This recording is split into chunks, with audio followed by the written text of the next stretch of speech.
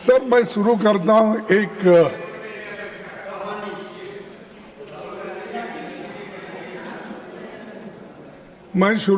हूं पेपर चुराने वाले बचते रहे, पेपर चुराने वाले बचते रहे, मेहनत करने वाले पीटते रहे। ये कैसा न्याय, ये कैसी रीत, गुनाहगार हंसते रहे, मासूम सिसकते रहे। यानी मासूम लोग आज मासूम तो ठीक है, आपका हिंदी बहुत अच्छा होगा, आपका हिंदुस्तानी भी अच्छा होगा, मेरा भी थोड़ा हिंदुस्तानी सुनिए। सर मैं ये इसलिए कह रहा हूं कि पेपर लीक होने से कितने मासूम लोगों का नुकसान हुआ और कितने लोग पीटे गए, कितने माँ बाप परेशान हैं, कितने औरतें बच्चे परेशान हैं। इसको जाहिर करने के लिए ये बात मैंने आपके सामने रखी। सभापति जी, आप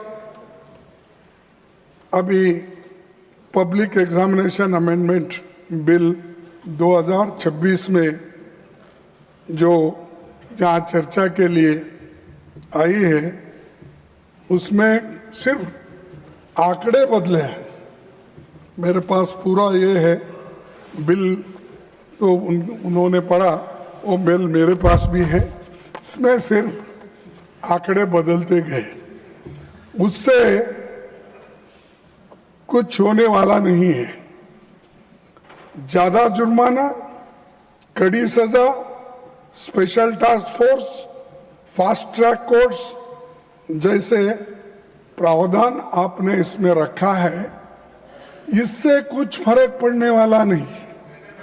फर्क इससे पड़ेगा आप किस ढंग से इस एग्जामिनेशन को लेके चलेंगे और विदाउट पेपर लीक आप कैसा बनाएंगे, वो उस पे ऊपर निर्भर करता है।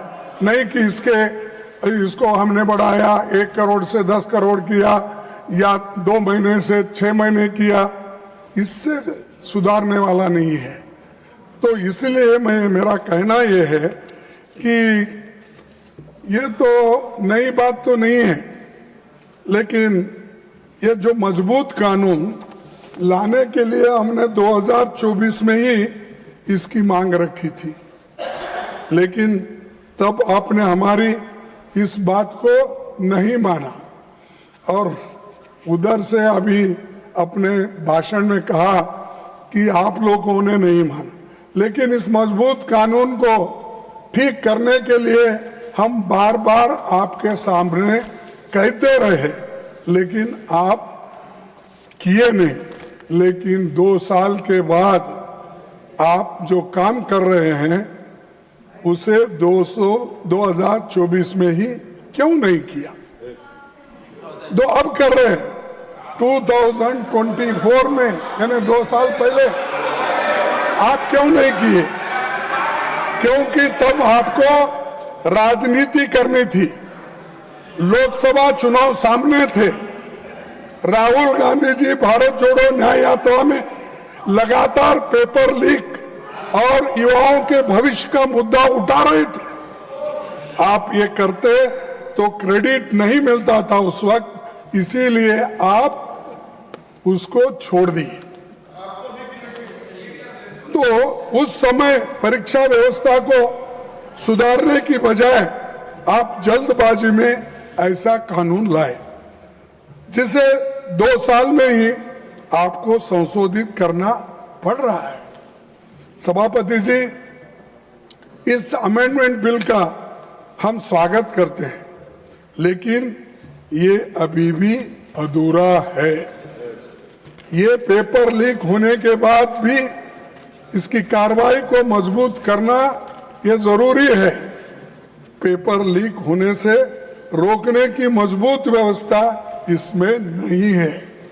सिर्फ आपने आंकड़े बदले, लेकिन आपका इंटेंशन आपने इसमें नहीं बताया, इसको कैसा रोकना।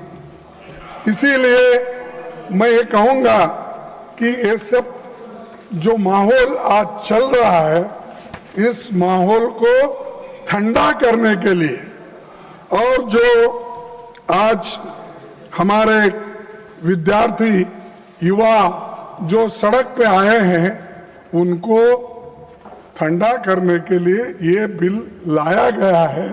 ये है सो समस्या को सुलझाने के लिए नहीं। सभापति जी, पिछले 2 महीने की घटनाओं ने देश को झकझोर दिया है।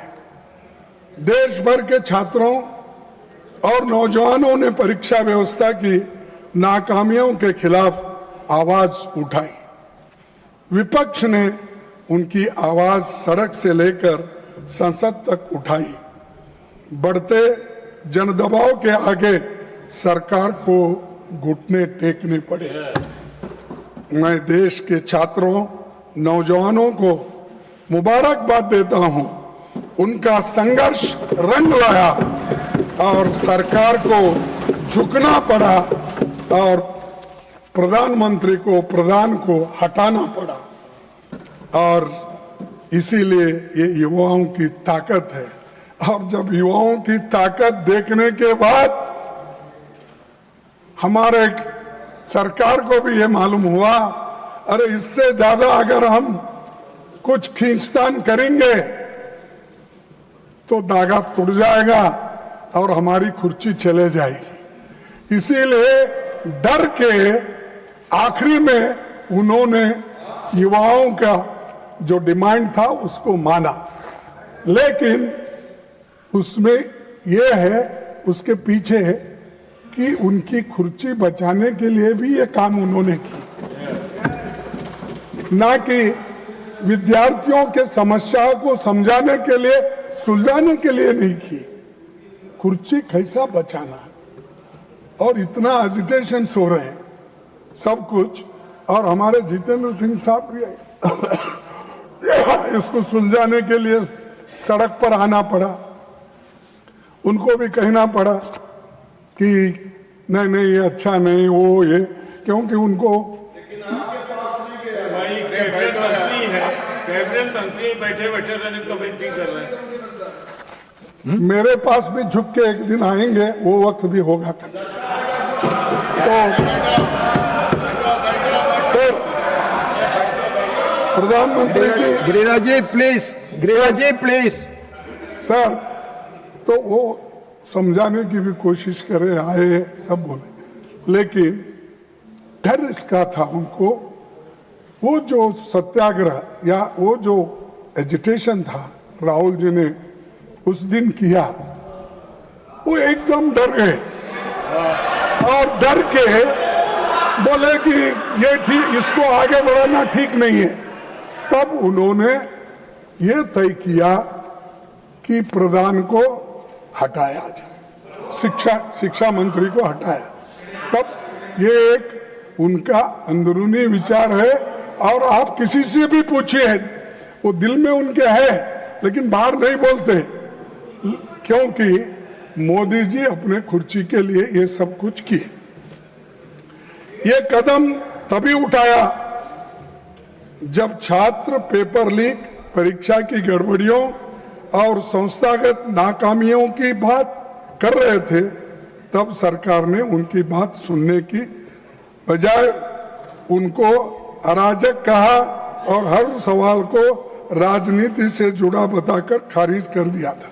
तो ये मैं क्यों कह रहा हूं साहब, जब विद्यार्थी पहले ये पूछे, महीनों से वो लोग वहाँ सड़कों पे बैठे और महीनों से एजिटेशन कर रहे थे, अपनी बात रख रहे थे, उस वक्त आप क्यों नहीं पूछे? उस वक्त उनके पास क्यों नहीं गए? उनके पास क्यों आप निगोशिएट नहीं करे? बाद में बुला के नड्डा साहब अपने चेंबर में बुला के समझाने के बजाय, जिस दिन वो वहां बैठे थे उसके 2 दिन बाद या 3 दिन बाद अगर आप जाते तो ये समस्या नहीं होती, इतने लोग लाठी नहीं खाते थे, इतने लोग बर्बाद नहीं होते थे, इतने लोग बारिश में नहीं रहते थे। तो ये आपकी वजह से, आपके सरकार की वजह से ये सब भुगतना पड़ा। उसके कारण बीजेपी सरकार है, मोदी जी है, सबसे बड़े हमारे होम मिनिस्टर है अमित शाह साहब, जो दिख रहे ही नहीं। मैं देख रहा हूं, नहीं तो बाकी के छोटे छोटे इश्यू में आके बार बार अपनी बात रखते हैं, हर तरफ घूमते हैं। तो किस तरफ क्यों नहीं घूम रहे मुझे मालूम नहीं। डरे हुए हैं, हाँ? डरे हुए हैं। तो ये प्रधानमंत्री भी मुंह नहीं खोल रहे और हमारे होम मिनिस्टर भी नहीं हो रहे, क्योंकि यहां पर दिल्ली में ही इतनी गड़बड़ हो रही है और आप होम मिनिस्टर हो, लॉ एंड ऑर्डर देखते हो, इतना होने के बावजूद भी, गड़बड़ी होने के बाद आपका मुंह भी नहीं खुल रहा। क्या कोई स्टिच कर दिया क्या? मुंह को बंद कर दिया? बोलना चाहिए था खुलकर। देश का नुकसान होने के बजाय देश के भलाई के लिए आपको बोलना पड़ता है, मुंह खोलना पड़ता है, कभी इंसल्ट भी सहन करना पड़ता है। आप करना पड़ता नहीं, मैं नहीं आऊंगा, मैं नहीं बोलूंगा। अगर आप ऐसा बोलेंगे तो जो सबक स्टूडेंट्स ने तुमको सिखाया है उससे डबल सारे विद्यार्थी और युवक मिलके एक दिन फिर आपको वो सबक सिखाएंगे।